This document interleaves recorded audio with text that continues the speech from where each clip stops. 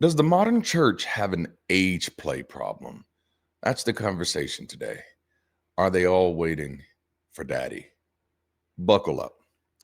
The big idea here is that modern worship culture often blends spiritual authority with sexualized intimacy in a way that creates a specific emotional and relational, let's just call it vibe. To give it a term, we'll call this eroticized authority spirituality, when intimacy language and authority language gets fused together in worship. Now, what this looks like in language that people sing and say, you'll often hear this repeated in refrains of father daddy intimacy language. God is addressed with paternal closeness, father, daddy, Abba. But you'll also see bride romantic devotion language, where believers are framed as a bride in a romantic or intimate relationship with the divine.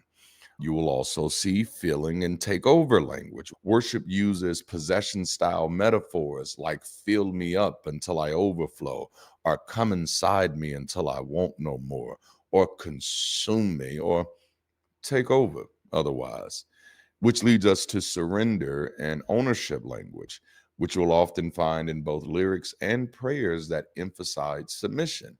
I submit, I surrender, I'm yours, have your way with me. Now, let's talk about why this matters because this isn't random. These aren't just isolated poetic lines, they add up to a consistent emotional system, which we're going to work through today. Now, in this system, heightened emotion and sometimes bodily intensity gets interpreted as God's presence. Submission gets interpreted as love, and intimacy becomes tied to authority. Now, this isn't brand new in Christianity. Christian tradition has long treated erotic biblical imagery as spiritually meaningful. For example, readings of Song of Songs as devotional language, including intimate longing, such as wanting to be in those titties. That's in there. Modern worship culture often imports that same register into set list and stage language, then amplifies it through music repetition and atmosphere. Now, I want to clarify what I mean by age play here. This isn't just infantilism, it's a compound dynamic where modern worship can train adults to relate to divine authority in a way that resembles a child role, while also layering in romantic, erotic intimacy. This is basically a spirituality that pulls people towards smallness and surrender, and then calls that the highest form of closeness or intimacy. Now, this often shows up as daddy father language paired with I'm your child language. So, what this trains is vertical intimacy, where closeness feels safest when you're beneath someone, comfort through dependence, security through being guided, held, corrected, and disciplined. This is popularly repeated within the church context where there is an order that God endorses. And that order is God is the head of man, man is the head of woman, woman is the head of children. This is, my friends, a case of vertical intimacy. But the problem is that you also get erotic intimacy aimed at the same authority. So it shows up in bride language, union language, and again, that fill me up and take me over. What it trains is intimacy as merging, closeness as possession and ultimately takeover, and also devotion as being claimed rather than being partnered with. The compound effect and why this feels culturally specific is because when you put both of these parts together, you get a spirituality that can swing between two roles, between being daddy's child and being daddy's lover. Jesus, lover of my soul. Jesus, I'll never let you go. Now, this creates a psychologically intense mix. You have submission and intimacy at the same time. Subs and doms type of game. It can feel strange because the relationship is deeply intimate but still hierarchical. It can be socially powerful because it makes authority feel like love and dependence feel like devotion. Do you see where we're going here? Now, the reason this hits so hard is because it doesn't just ask you to obey, it asks you to bond with obedience. To bond with obedience. I may be bad, but I'm perfectly good at it. Sex in the air, I don't care. I like the smell of it. Sticks and stones may turn me on, but whips and chains excite me. Bondage is what I'm getting at here. I'm sorry. Let's get back to it. All right. So let's talk about some of the mechanisms and what's happening underneath the language. The engine isn't simply sex. That's not what we're talking about here. Not in this case. The engine is arousal when coupled with existential meaning and coupled with submission. And then modern worship confused those three into one experience. In other words, the body feels intensity, the mind names it God, and the relational posture becomes I surrender. Because why not? It's the God of the universe. If he wants your cookies, let him get your cookies. I'm having too much fun with this. So, the first mechanism is arousal transfer, and this is presence as embodied intensity. Let's talk about what worship environments reliably do. They combine music, lights, and crescendo, and then collective synchrony, everyone moving and singing together, which this isn't bad. This is the same thing you're going to get at a concert. Yeesh. Whether it's a school concert or a professional concert, this is the same thing you're going to get at a conference or a convention or even a convocation, if you will. But what is added to it is the expectation of intimacy, the idea that God is going to meet you here, that God's presence is going to come in contact with you, that God is going to cover you in his love. That reminds me of Bootsy Collins wanting to get his love in your eye, baby. You know what I'm saying? All right. So now what the body learns over time is that intensity equals presence. And that if the lyrics are erotic or possessive, that intensity has a ready made channel, a ready made vehicle to channel itself through. The experience can feel not just emotional, but embodied. Now, the second mechanism is the attachment combined with the eroticization. The human need underneath is obviously soothing, safety, belonging, being chosen, and of course, being held.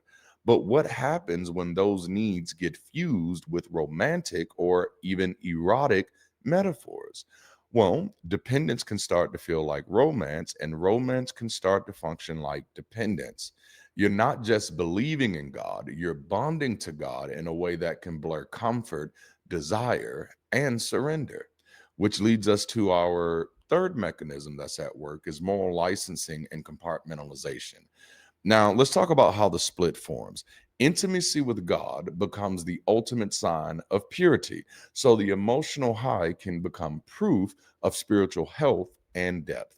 Now, what that produces internally is that I'm on fire for God. I am spiritually lit up. I'm the light of the world, and you can't hide me under a bushel, while simultaneously living with secrecy, compulsion, or even boundary failures. Now, this connects to many red flags, and it's not because worship automatically causes scandal, but it's because the culture can train splitting, which is where you have public purity versus private struggle. And then, of course, secrecy, which is where you begin to hide to protect your identity and belonging. You have to hide what you're dealing with because your public purity is in conflict with your private struggle, which then also contributes to authority insulation, where leaders are protected by the system because everybody is locked into their own sense of shame and secrecy. Once a culture blends eroticized spirituality with authority and submission, you start seeing predictable stress points as red flags worth taking very seriously. I want to show how certain church dynamics can increase distress, secrecy, and risk, even when the people are trying to be sincere.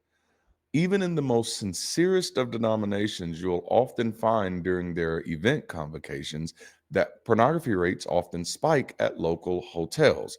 Now, it's not just because church people are hornier, it's that a specific moral environment can intensify stress around porn and sexual behavior.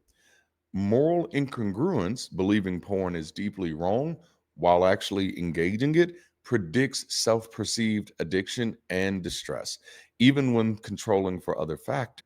Modern worship and purity cultures often amplify this by combining sexual shame with purity performance and then throwing into that mix surveillance, intense moral narratives, and secrecy. A high shame plus high surveillance plus high idealization sexual ethic can produce higher distress, secrecy, and compulsive loops in a subset of people. Now, we don't need to roll out infidelity as higher as a statistic to name the pattern that I'm pointing at. The actual point is structural. Modern worship culture has a documented pattern of sexual misconduct scandals across institutions, and the structural ingredients that make that more likely are ever present. You have power asymmetry, access, charisma, boundary fog, internal handling, and a theology of covering. And for those of you that are not familiar, this is ultimately based in the story of Noah, where his good sons covered him and his bad sons revealed him. This becomes a posture of excuses under a theology of covering. When a culture eroticizes intimacy with authority and teaches submission as virtue and maintains secrecy covering norms, you've built a high risk environment for sexual boundary collapse. Now, why does this matter? Adults pretending to be children is actually a legitimate kink. The problem here is that the child posture doesn't stay personal. When adults are trained to relate to God like children, that posture doesn't just shape worship, it can spill into how they relate to human authority. In many church cultures, the child role quietly invites a matching role in leadership: the father, the guardian, or the caretaker, someone who sees themselves as responsible for other adults' well beings. Now, what the culture rehearses out loud is follower language combined with authority language. The follower language is, I'm your child, I'm small, I surrender, lead me, cover me, correct me, I'm lost, I'm nothing, I'm desperate for you, gotta have more of you, can't get enough of you. And yes, all of these are real lyrics from Christian songs and sermons. But then there's the authority language, which is, I'm your father, your shepherd, your covering, your spiritual parent. I'm responsible for you. Obey those who have rule over you, for they care for your souls. See, this doesn't just exist in a vacuum, it finds home in scripture itself. And that's just for all of those who say, well, anybody can use it badly. Scripture itself is permission to behave badly. Now, ultimately, it stops being poetic language and becomes a social script. Hierarchy starts to feel like intimacy. The relational logic that forms is, because I love you, I must have authority over you. Now, this is seen widespread throughout the Bible Belt in Southern culture. Me expressing dominance over you, me having authority over you, me leading you, directing you, making plans for your life as the man of the house is proof that I love you. If I wasn't making plans for you, if I wasn't treating you like you're beneath me, that would be evidence that I'm not really loving you with the love of God. This isn't love. This is turning care into justification for control. It makes boundary crossing feel like responsibility. Life becomes about who you're over or who you're under. Again, notice the sub and the dom dynamic. Now, within this context, followers aren't the only ones impacted. Many leaders begin sincerely, I'm responsible for your soul, your growth, your healing, and all that jazz. But responsibility in an objective context can easily slide into access to your time, because where does responsibility for your soul end? Or access to your emotions, or access to your decision making, or even access to your body in extreme cases? When a leader feels like a parent, boundaries start to feel like rebellion, which contributes to the leader's self image becoming inflated or insulated. A father role can invite moral exceptionalism, spiritual exceptionalism, and critique immunity. I'm not like other men or women. God, trust me with you. Or, you got to be careful with questioning your covering. I'm covering you, not the other way around.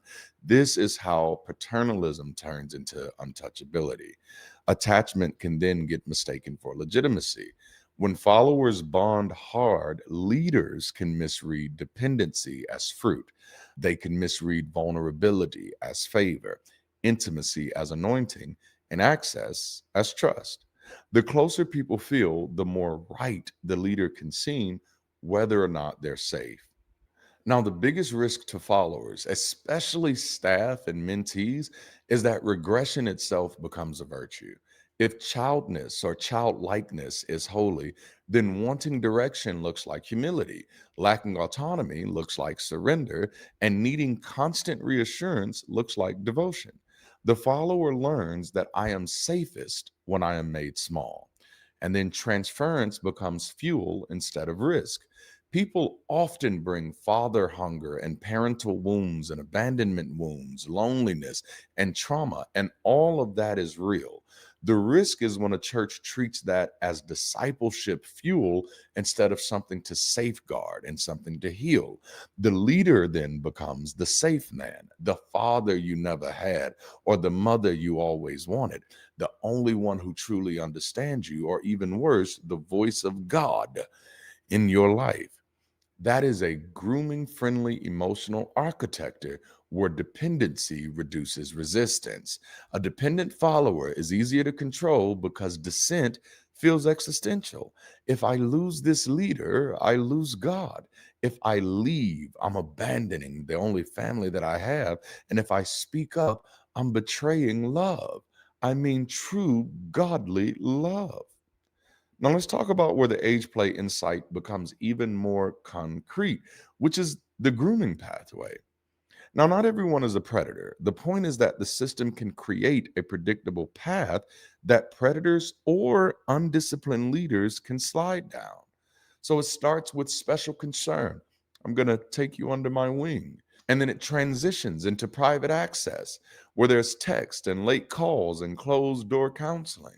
There's also emotional exclusivity. You're different. You're my assignment, which then leads to boundary erosion, secrecy, and moral reframing. This, all of this, whatever's happening, this is love. This is healing. This is God's plan.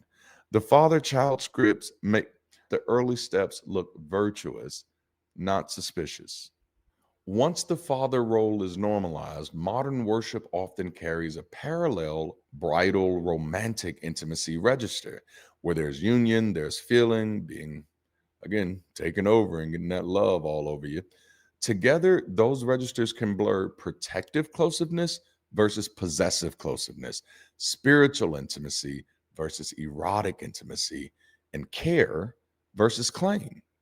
This is why the leader follower dynamics are where the observation gets teeth, because lyrical theology becomes a relational template that people act out. The culture trains adults to approach authority with a child posture. That child posture invites paternal authority and leadership. Paternal authority plus access plus vulnerability equals high risk relational situations. That risk can express itself as control, dependency, grooming dynamics, and in worst case, sexual misconduct and scandals. So I want to give you a few cues to look for. First, there are the father figure cues, where leaders are called spiritual father or spiritual mother, and followers are called spiritual children, sons and daughters of the house.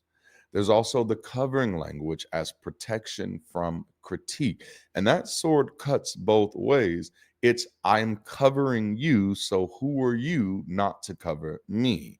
And that's also where obedience is framed as love, which, let's be honest, they're pulling this one right from Jesus's playbook. If you love me, you'd obey my commands. But there are also child formation cues where dependence is praised and autonomy is pathologized. Questions get treated as rebellion and submission gets treated as maturity.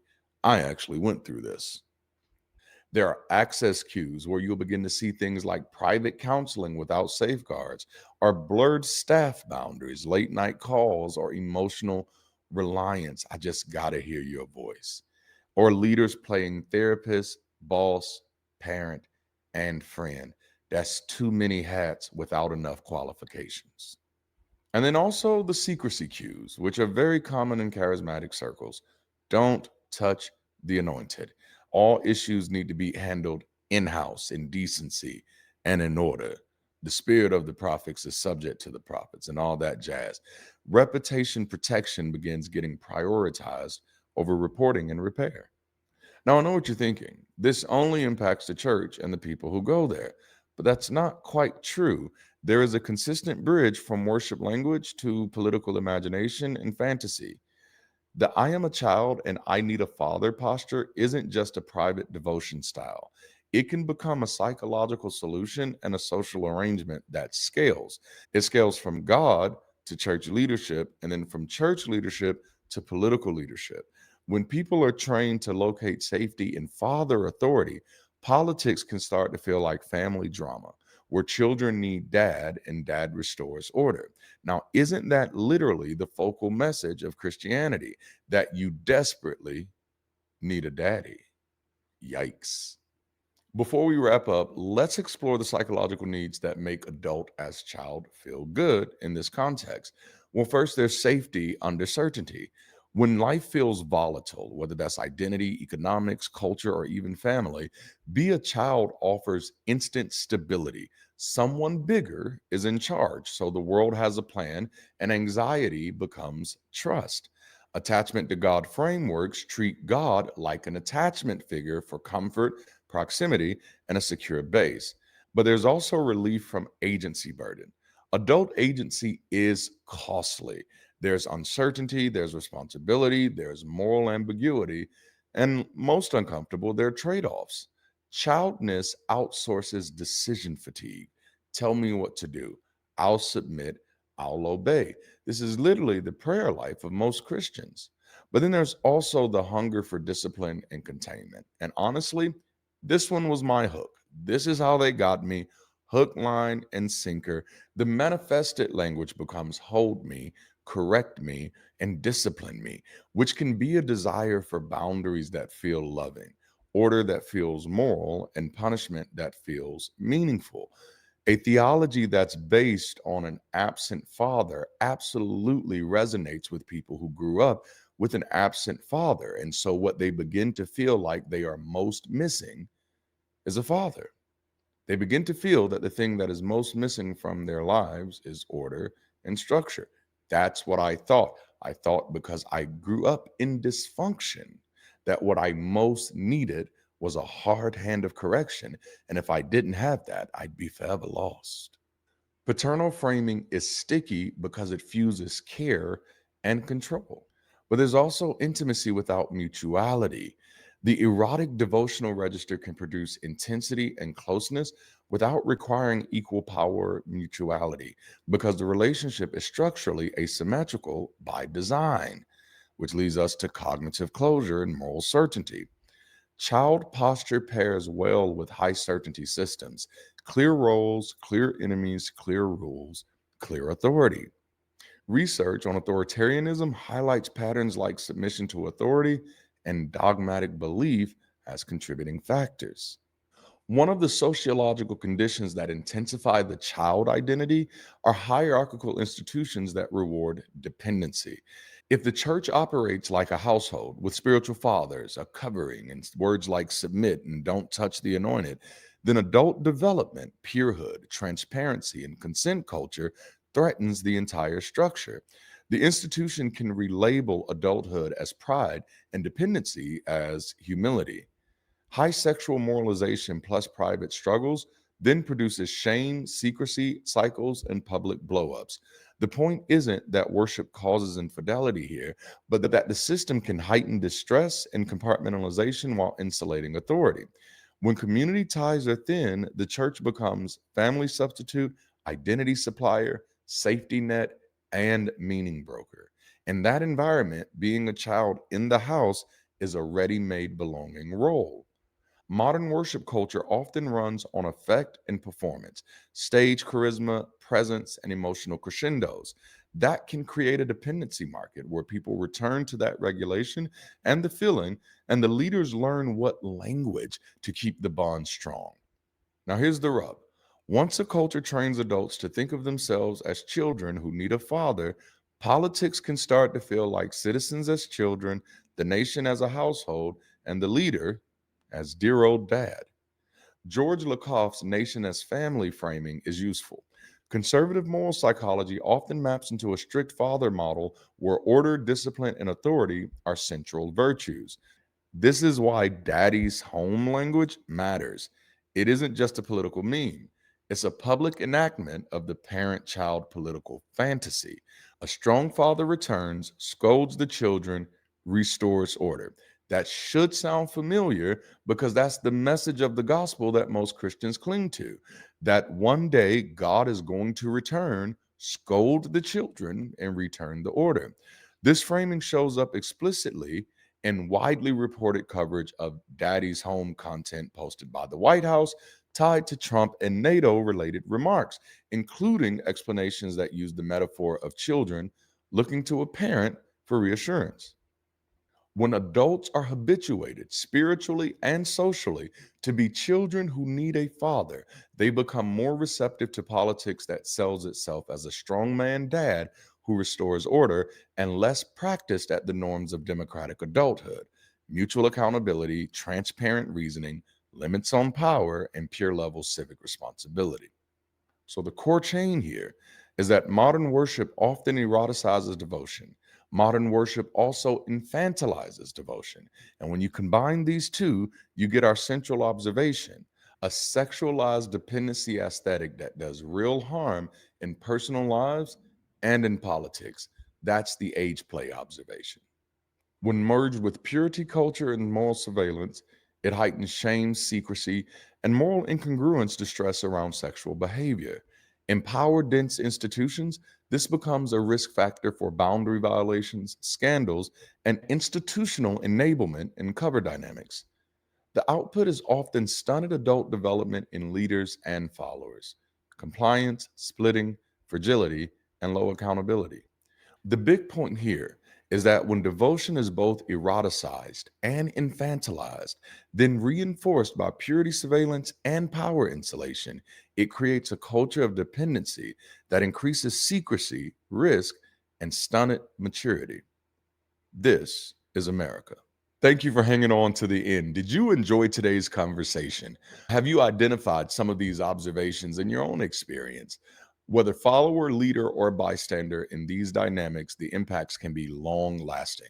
This is why many who deconstruct their relationships with religion still have trouble reorienting themselves to life without it. As discussed in today's video, we highlighted how religious beliefs and dynamics cultivate social scripts that we begin to act out as personality and culture. From a social perspective, if religion was a place where people learn to surrender their agency and regress, then what's needed is a place where people can learn to reclaim their agency and progress. That's exactly what Bridge City is. We're a growing community of forward thinking, people centric, and life affirming groups from all across the globe who are relearning ways to connect better, build better, and live better. Regardless of what you believe, Bridge City is the space where you can be you, become, and be human. Follow the links in the description to learn more about the community that's building the bridges to a better future. And speaking of better, guess what? Windows Shop has had some recent upgrades. We now have an official side for merch and an official side for digital downloads. This has drastically reduced wait time for our customers and ramped up our ability to roll out new merch in real time. Again, the links are also in the description, so check out the merch today and see if you find a message worth modeling in your everyday life. That's all I have for you today. Until next time, keep rising.